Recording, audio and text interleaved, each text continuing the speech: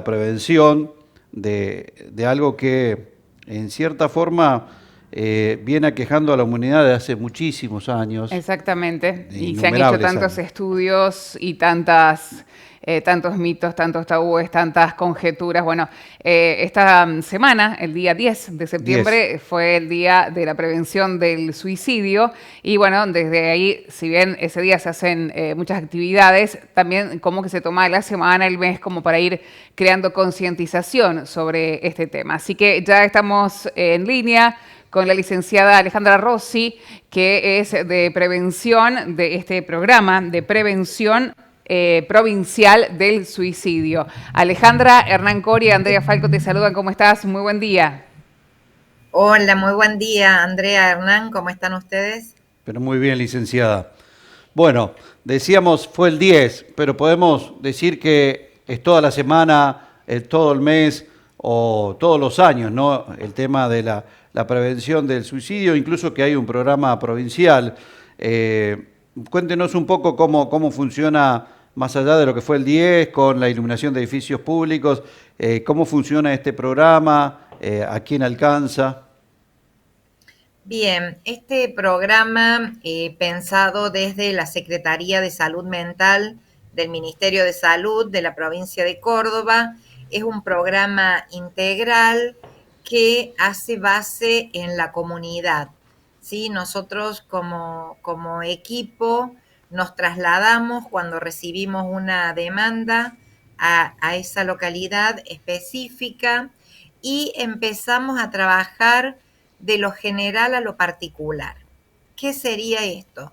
Que nuestro primer grupo de convocados son las fuerzas vivas de esa comunidad, desde el intendente hasta el juez de paz, los bomberos, la policía, los docentes, quienes dirigen un merendero, una copa de leche, un ropero comunitario, la señora del kiosco donde se juntan los jóvenes generalmente a compartir un rato, y con ellos comenzamos a trabajar posibles indicadores de detección de cuando la persona está en riesgo o está atravesando una crisis que a lo mejor podría ser quien lleve de la mano a pensar en esto de quitarse la vida, porque empezamos sobre las bases comunitarias, porque es allí donde reside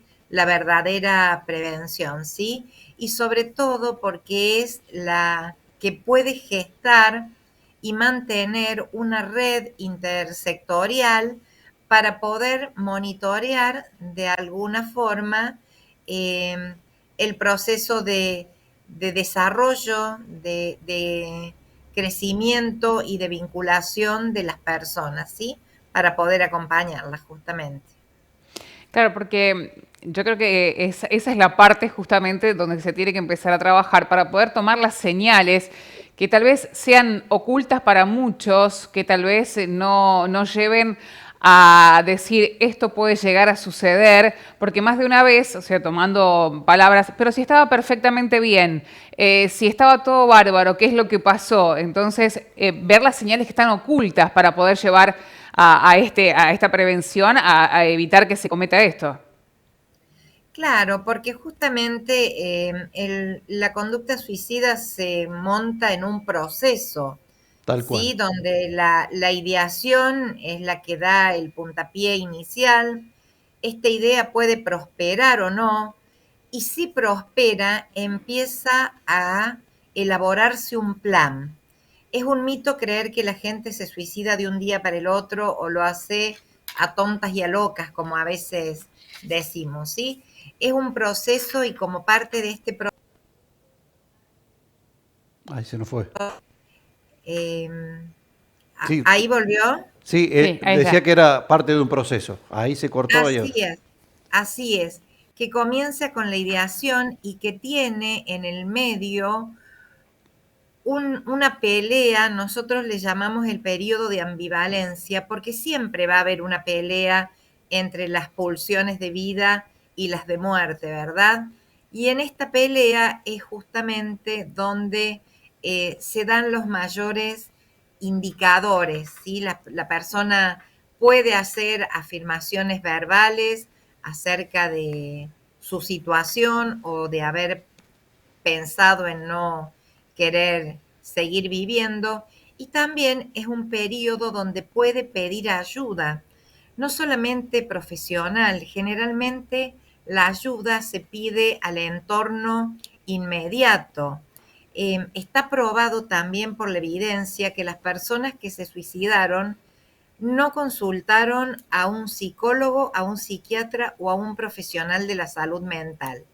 Sí dejaron evidenciar esto que les estaba ocurriendo en algún otro profesional de la salud, muchas veces en aquellos que trabajan en atención primaria, que son los que están más cerca, y muchas veces también se lo hicieron conocer a un amigo, un allegado, a alguien próximo, a un docente.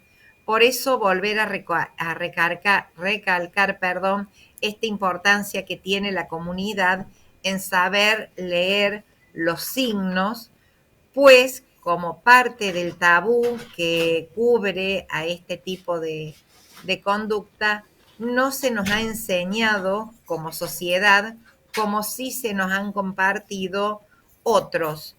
El ejemplo más general tiene que ver con la violencia doméstica, el maltrato hacia el niño, ¿sí? Donde uno tiene más indicadores como para poder ver y detectar. Sí, es cierto.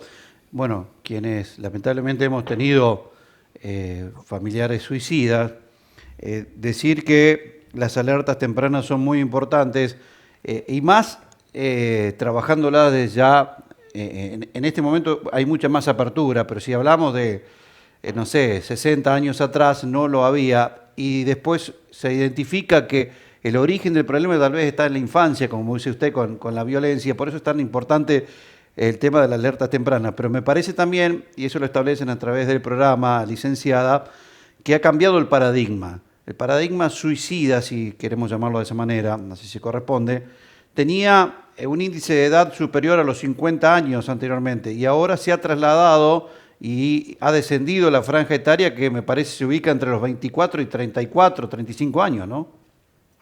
Sí, sí, sí, es así. De todos modos, la tercera edad o la senescencia sigue siendo un grupo de preocupación. Ha aumentado muchísimo en la adolescencia, de 15 a 19, y en esta otra franja que vos nombrabas, Hernán, que Sí. tiene que ver con los primeros pasos en la juventud o en la vida adulta. Sí, sí, así es. ¿Y qué origen tiene? ¿Tiene un origen arraigado en la forma de vida que tenemos, en el sistema de vida que tenemos, en la velocidad con la que vivimos, Claro, como parte o son los mismos claro, orígenes? como parte de mitos también que Claro. existen, que a lo mejor se dice que puede llegar a ser hereditario, que hay factores que lo desencadenan en ese momento, hay tanto mito y tantos conceptos. Sí, algunos, bueno, son de la niñez, como decía la licenciada, pero ¿qué lleva a que ahora se haya trasladado, se haya mudado a una franja etaria muy joven? Mira, uno siempre habla de multicausalidad porque a veces en esto de buscar motivos, respuestas o por qué, nos quedamos como enlazados al último evento de la vida de esta persona, ¿sí? Y cometemos el error de decir se suicidó y queremos buscar, Claro. porque es natural que querramos una respuesta cuando perdemos un ser querido. La multicausalidad es muy importante, y también el pensar a esta conducta dentro de un proceso de vida y de una situación particular como puede ser una crisis. ¿Sí? La crisis da muchas aristas para poder ver que las personas muchas veces ven el árbol y no pueden ver el bosque, ¿sí? Entonces se centran muchísimo en su problema o en la situación que están pasando, no pueden ver otras alternativas o no pueden recurrir a elementos que tienen en sí mismos para poder salir de la situación, y tampoco pueden recurrir a pedir ayuda, ¿sí?